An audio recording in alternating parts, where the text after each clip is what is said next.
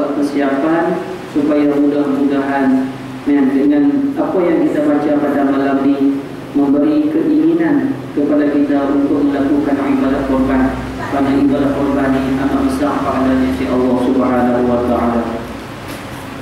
Kita membaca Bahrul Ghazi pada jilid yang ke-6, pada juzuk yang ke-11, pada muka surat yang ke-8, pada bab yang ke-8.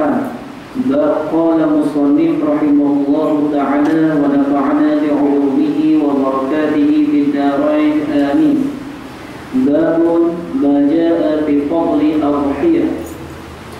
Bab yang telah datang ia pada menyatakan hadis yang menyebutkan kelebihan sembelih korban.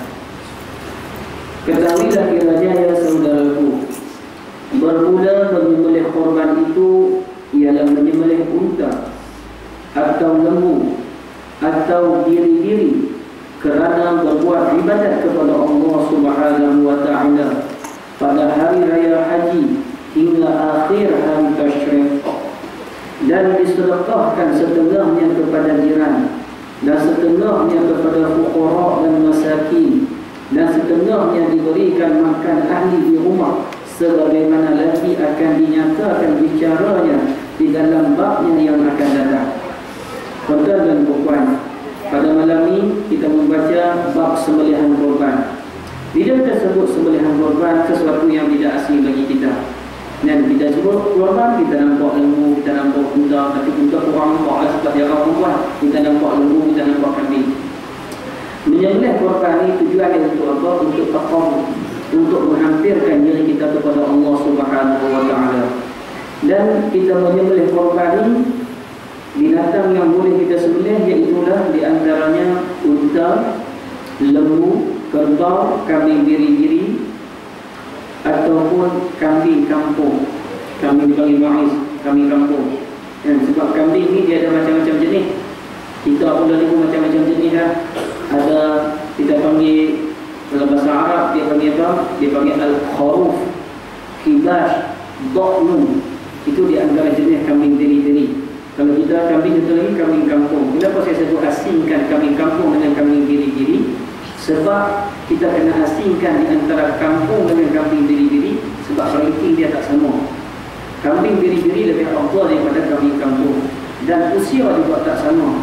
Usia kambing kampung mesti genap 2 tahun dan ke atas, dan usia biri-biri sekurang-kurang mengikut dalam majlis yang dikawal oleh Imam Nawawi, dia kata sekurang-kurangnya 6 bulan. Muktamad dalam mazhab Syafi'i setahun ke atas, tapi ada pendapat kata kurang-kurang dalam mazhab Syafi'i adalah 6 bulan apabila telah bersalin diri. Sebab kita sebut benda yang asing.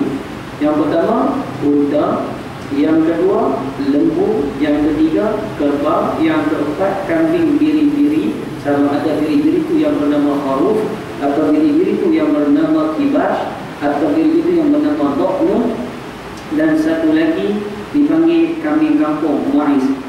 Jadi hukum semua pun tak sama.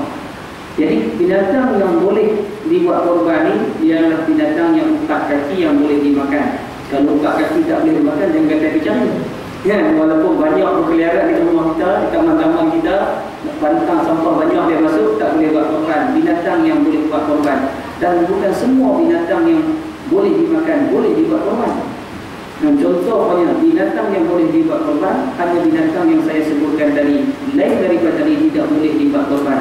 Contohnya kalau orang tanya kita, Ustaz, dari zaman moden kita lari untuk zakat, lembu orang bela, busa orang bela, kijang orang bela, bela dalam kandang yang luas, boleh tak kita korbankan? Sedang busa telah jadi binatang peliharaan dia.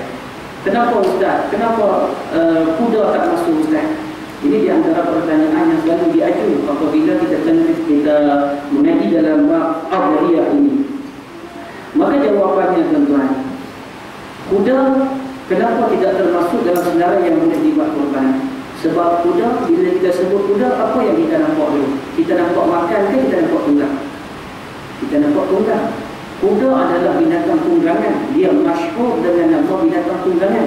Dia bukan masyhur dengan nama binatang makanan. Lembu, bila sebut lembu, nampak sate lembu, kan? Nampak bulan, macam-macam kita nampak tu juga bulan cayak dan sebagainya.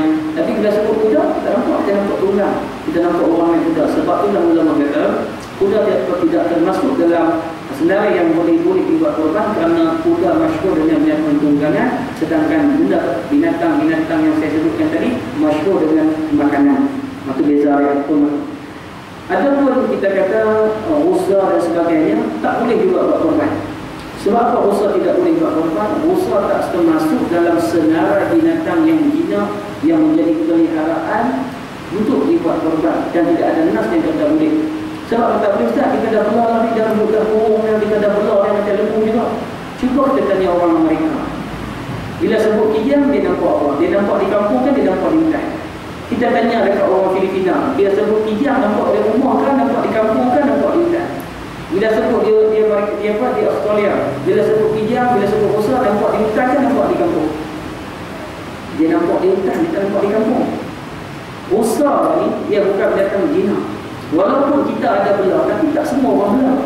Tapi kalau kita sebut lembu, kita tanya orang mereka, lembu tu apa dia? Dia kata lembu tu binatang yang boleh dimakan, binatang yang itu dimakan, diternak untuk dimakan.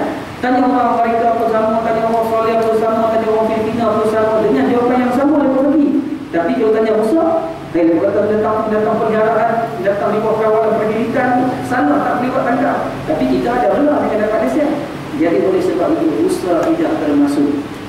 Pokok lah nak cari besar sikit, dalam sedangkan dia nak pergi jengkau perang cari kau tu. Kalau sedangkan besar sikit tak? Dah pikul dia kata. Kalau kat luar pikul, seladang besar sikit tak? Dalam pikul. Boleh tak seladang dibuat? Seladang juga tidak boleh dibuat korban.